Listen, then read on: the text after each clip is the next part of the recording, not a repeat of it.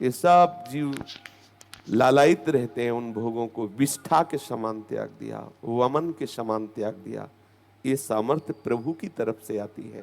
आप प्रभु के जन हैं, पहले निश्चय करो मुझे प्रभु चाहिए, फिर इस निश्चय की पूर्ति के लिए। कल के सत्संग में था कि कहीं अल्प सुख में आप विश्राम न मान लें, कहीं अल्प सुख में आप राजी ना हो जाए, नहीं तो भूमा सुख का अधिकार खो देंगे। आपके हृदय में जैसे काम जागृत हुआ, आपका हृदय विकल हो रहा है कामना से, तो आप उस समय तटस्थ भूमिका रखिए।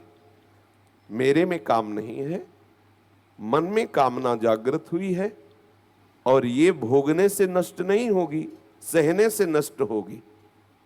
अगर आपने कहीं गलती कर दी और ऐसी धारणा कर दी कि बहुत जल रहा हूं, यदि किसी क्रिया के द्वारा ये वेग शांत हो जाए तो फिर भजन बढ़िया होगा, ये बहुत बड़ी भूल की जा रही है।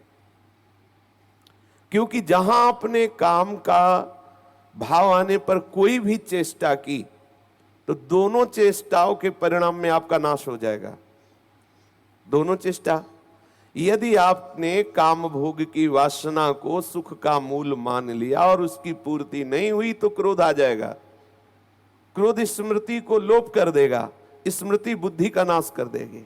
जहां स्मृति का लोप हुआ, विचार नष्ट हुए, बुद्धि नष्ट हुई, साधक भ्रष्ट हो गया, पतित हो गया। यदि कामना की पूर्ति हो जाती है तो वासना जागृत हो गई और नवीन तृष्णा, भोग तृष्णा जागृत हो गई। काम की पूर्ति में लोभ जागृत होता है, काम की अपूर्ति में क्रोध जागृत होता है। परिणाम में दोनों के द्वारा समान ही बंधन प्राप्त होता है। लोभ भी स्मृति भ्रम कर देता है और बुद्धि का नाश कर देता है, काम भी स्मृति को भ्रंश करके बुद्धि का नाश कर देता है। किसी भी तरह से काम का सेवन करने से मंगल नहीं हो सकता। जब तक काम है तब तक विश्राम नहीं है, विश्वास मान लीजिए। तब लग कुशल न जीव को, सपने मन विश्राम, जब लग भजत न राम को, शोक धाम तज काम। अछत काम सुख सपने नहीं। जब तक ये है, ये बहुत बड़ा शत्रु है, ये बहुत खाने वाला, कभी ना अघाने वाला, सदैव भूखा रहता है। इसको केवल वासना, वासना मात्र वासना। और ये दूसरा उपाय नहीं है इसके नष्ट करने का, केवल सहना उपाय है। मात्रा स्पर्शास्तु कौन्तेय शीतोष्ण सुख दुखदा, आगमा पाइनो अनित्यास्तास्तितिक्षस्व भारत।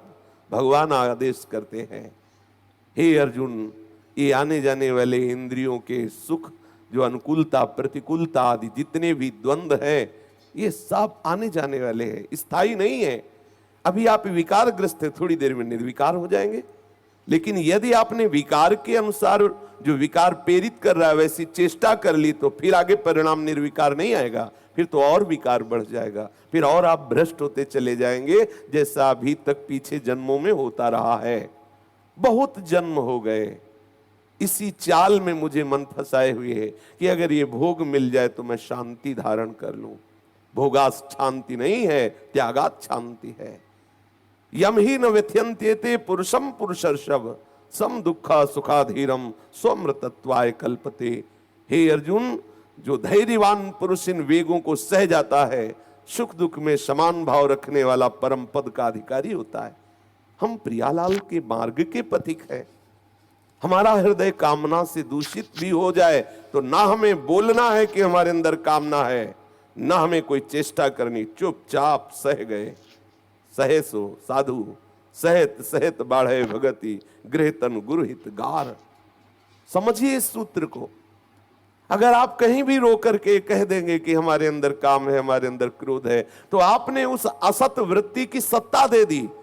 ठूठ का भूत मान लिया, वो पीछे पड़ जाएगा, है नहीं, वो पीछे पड़ जाए, आपको जलाएगा, आपको अशांत कर देगा, आपको परमार्थ भ्रष्ट कर देगा। इसकी सत्ता ही नहीं है जिसको आप मान रहे हैं। हमारे अंदर काम आ गया, हमारे अंदर अमुक विकार आ गया, केवल भ्रम।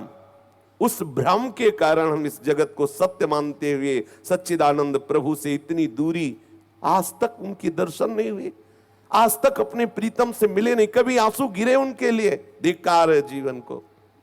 प्रभु के लिए कभी रोए, कभी गुरुदेव के सामने खड़े होकर चिल्लाकर रोना आया कि प्रभु इतना समय चला गया लेकिन प्रीतम नहीं मिले, कृपा करो मुझे प्रभु मिल जाए? नहीं, मेरे अंदर काम, मेरे अंदर क्रोध, ये कोई खास बात है? पूरी सृष्टि में सबके हृदय में काम है, सब कामना से ही प्रकट हुए, इसलिए सबके अंदर काम के संस्कार है। इन्हीं काम के संस्कार को मिटा दे सा महात्मा